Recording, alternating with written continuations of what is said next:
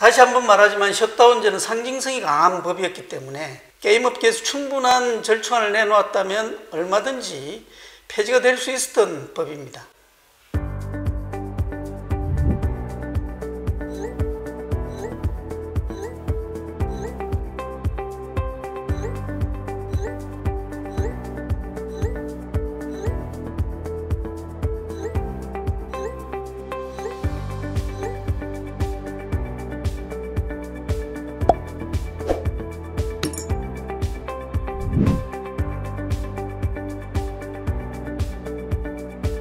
안녕하세요. 반갑습니다.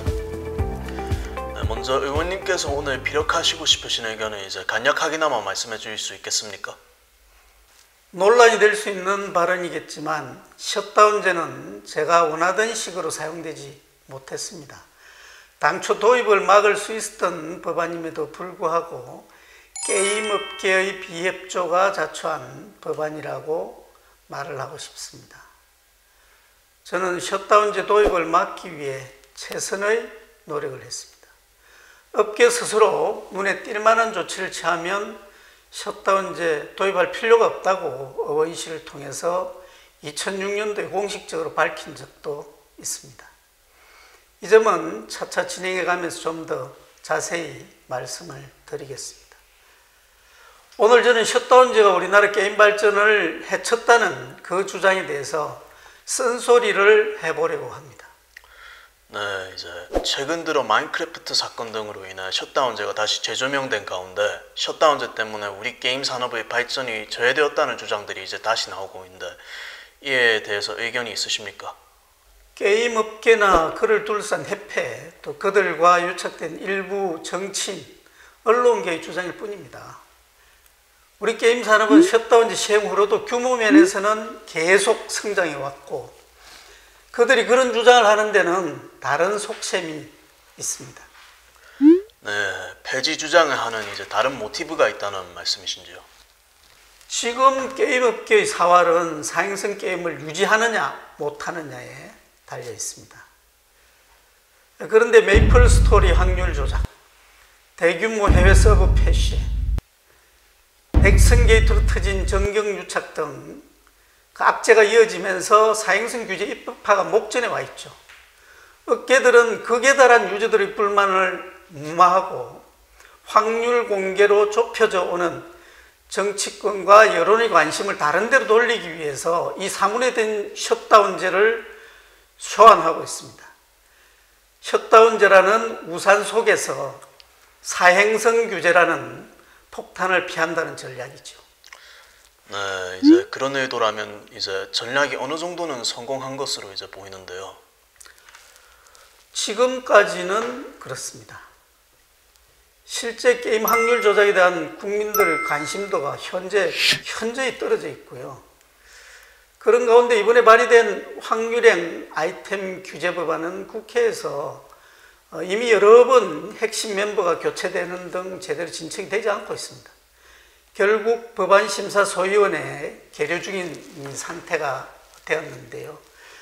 제 경험으로 말씀을 드리면 이렇게 관심도가 낮아진 채로 계류 방치된 법안은 80% 이상이 임기 만료로 폐기되고 맙니다. 네, 이제 인터넷에서는 이번에 확률 공개 법안이 꼭 통과돼서 유저들을 보호되어야 한다는 말이 많은데요. 임기까지는 아직 시간이 많이 남아있는데 또 이제 사장이 될까요? 일단 업계 쪽으로 봐서는 셧다운제 쪽으로 여론의 관심을 돌려서 큰 고비를 넘겼어요. 근데 앞으로도 어떤 이유를 만들어서라도 국면전을 시도할 겁니다. 한마디로 말해 게임업계 보고 이 둘 중에서 하나를 선택하라 이러면 당연히 사행성 규제를 피하는 거죠. 업체 측면에서 보면 이 수입성 측면에서 비교가 될 수 없는 문제니까요. 살을 배내주고 뼈를 취한다는 육참골단이라는 전략이 지금까지 잘 맞아 들어갔어요. 근데 오늘 우리 이 아픈 지적이 나오고 나서부터는 새로운 국민이 전개될 겁니다. 네, 최근 메이플 스토리 확률 조작 사건이 발각되어서 난리가 났는데요. 당시 이제 셧다운제를 논의할 때에도 그런 문제가 있었나요? 사실 국회에서 사행성 게임 규제에 대해 본격적인 논의가 시작이 된 것은 2006년 아케이드 게임인 바다 이야기 파동이었습니다. 그 후 2014년인가요? 여론의 문매에 못 이긴 한국 인터넷 디지털 엔터테인먼트 협회에서 당시 심각하던 청소년 게임 유료 아이템 과소비를 막기 위해서 게임업계에서 자발적인 방안을 마련한답시고 캡슐앤 뽑기 아이템을 통해서 게임업계 규제를 선언했습니다. 자율 규제를 선언했죠. 그렇지만 이제 자율 규제로 사행성 게임에서 확률 조작이 사라진 건 아니었지 않습니까? 그렇습니다. 유저들이 계속되는 문제 제기와 불만 속에서 확률 공개를 하지 않은 채 수입성 재고에만 몰두하더니 아시다시피 작년에는 메이플 스토리 확률 조작 사건이 터져버렸죠. 오히려 이번 사건으로 캡슐형 아이템 확률을 게임업계에서 직접 조작해왔다는 사실이 명백히 드러나 버렸어요. 청소년들을 보호한답시고 게임업계에서 내놓은 그 방안이 얼마나 유저들을 심각하게 착취해왔고 게임의 사행성 구조를 부추겼는지 확인이 됐습니다. 또 올 들어 게임업계의 연쇄 파동까지 벌어지지 않았습니까? 정경유착이 그 배경이라는 지적입니다. 네, 굉장히 위험한 지적이신데요. 게임업계에도 이제 정경유착이 있었다는 이제 말씀이십니까? 2015년 전부터 시작된 넥슨 게이트가 대표적인 사례죠. 정치인들이 협회 측에 가까운 단체장을 맡고 정관계 게임업체의 주식 등락에 관한 정보를 사전에 주어서 관리한다 이런 소문이 파다했죠. 제가 아는 분들도 몇 분 그거 있어요. 결과적으로 100억대 주식 차익을 취득한 검사장이 구속이 되고 청와대 수석비서관이 e스포츠 관련 수뢰 혐의로 재판을 받는 사건이 터졌습니다. 자율 규제의 장막 뒤에 숨어있던 우리 게임업계 정경유착의 흑역사입니다. 네, 결국 이러한 정경유착 때문에 확률 조작 등의 사행성을 규제하는 법안이 통과되지 못했다. 이런 이제 주장이신가요? 그렇습니다. 국회나 이 정부의 분위기가 이렇다 보니까 청소년들에게 아이템 구매의 한도를 묶은 것 말고는 사행성 규제에 진척이 전혀 없었어요. 그리고 또 현재 국회에 계류된 법안도 그 내용을 보니까 미진하게 아주 짝이 없는데 확률을 표시하는 형태로 공개를 하고 피해자를 구제한다. 뭐 이 두루뭉실 그 정도 되더라고요. 그런데 근본적인 사행성 규제를 위해서는 업체들이 국가에 직접 게임 확률을 신고해야 됩니다. 그리고 관계기관이 이를 모니터링해야 되고요. 조작이 된 경우에는 처벌과 동시에 그 이익을 몰수해야 되고 손해배상 금액 이상의 징벌적 손해배상이 따라가야 됩니다. 이렇게 하면 누가 조작을 하겠어요? 네, 그렇다면 그때도 그랬으면은 이제 2005년 법안을 처음 준비하면서도 셧다운제와 사행성을 함께 다루셨겠군요. 물론입니다. 우리가 법률을 준비하던 그 당시에도 사행성 문제가 심각했죠. 당시 대규모 사행성 아케이드 게임들을 시작으로 리니지, 아스가르드, 메이플 스토리, 바람의 나라 등등이 그런 범주에 들어갔죠. 그리고 유저들 사이에서는 돈선이나 페이투윈이라는 그런 비아냥 워딩이 거론될 정도로 문제가 심각했죠. 주 연령층이 청소년이던 게임에서도 마찬가지였습니다. 그래서 셧다운과 사행성 규제 두 축으로 우리의 법안 작업이 시작이 되었던 겁니다. 네, 법안 시작 과정에서 테이블 위에 올랐었던 이제 사행성 규제의 내용은 어떤 것이 있나요? 당시 셧다운제와 함께 유료 아이템들에 대한 확률 공개, 중국 유저들의 IP 조작, 해킹 문제 이런 데 대해서도 논의를 했죠. 청소년들이 무방위 상태로 노출된 이런 게임의 사행성 등에 대해서도 논의를 하고 그에 대한 조치를 만들고 뭐 하자 이렇게 했습니다. 하지만 정작 셧다운제를 최대한 피해가기 위해서 게임 회사들과 함께 개최했던 회의장에서 넥슨을 비롯한 많은 게임 업체들은 단순하게 국내 게임 산업의 발전을 해치기 때문에 반대한다 이런 식으로만 일관했고 아무런 대안을 내놓지 못했습니다.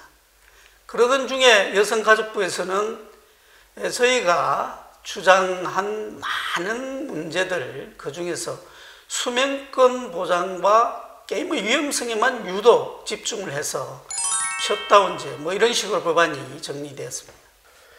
여가부의 그런 입장으로 인해 셧다운 입법화가 그렇게 진행이 시작되었었던 것인가요? 요약해서 말씀을 드리자면 저희는 셧다운제와 사행성 규제를 비롯해서 수많은 국내 게임업계의 문제점에 대해서 비판해 왔고 또 그런 내용으로 법안을 시작을 했습니다.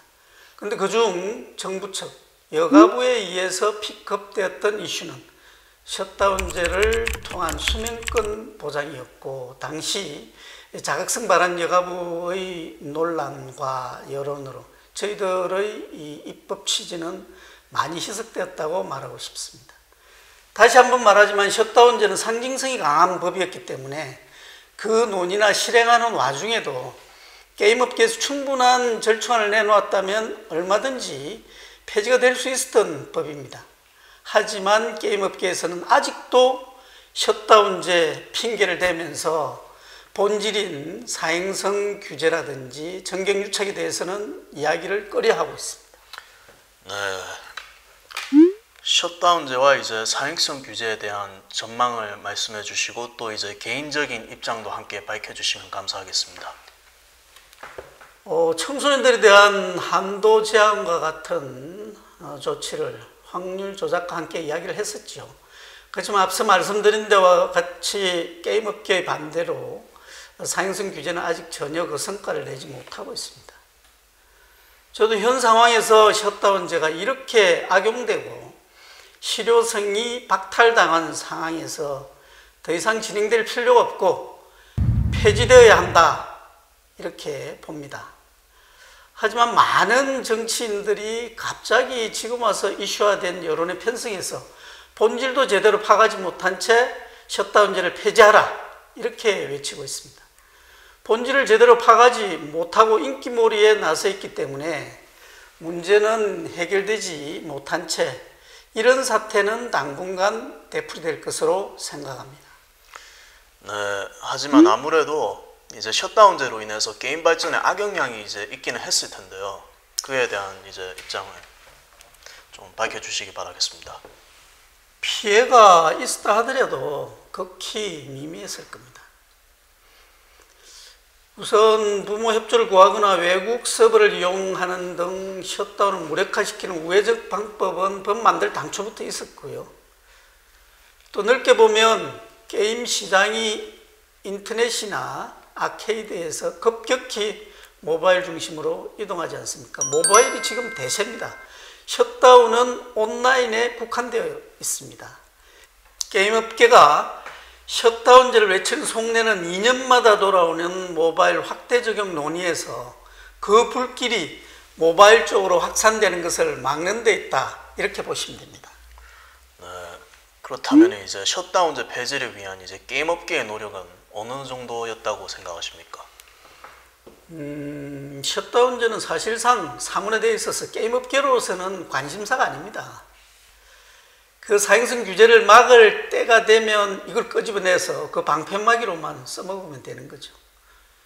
오죽하면 셧다운제 폐지론자였던 김광진 의원께서 자료나 설명조차 하지 않는 게임업계의 미흡한 대처에 대해서 분노하면서 공개적으로 게임업계들은 진짜 셧다운제를 피하고 싶긴 한 거냐? 왜 이렇게 자료도 통계도 주지 않고 설명도 하지 않고 그냥 셧다운제가 폐지되어야 된다라고만 반복하느냐? 이렇게 비판했던 적이 있을 정도죠.